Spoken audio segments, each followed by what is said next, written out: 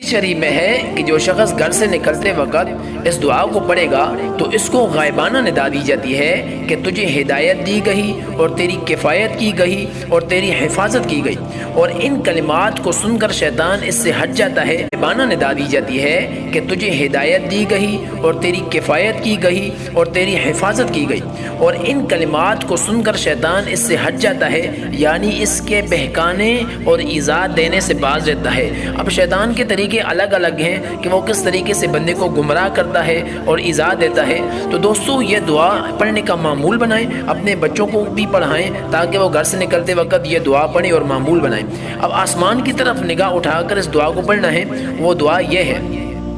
اللہم انی اعوذ بک ان اضل او اضل او اظلم او اظلم او اجہل او یجعل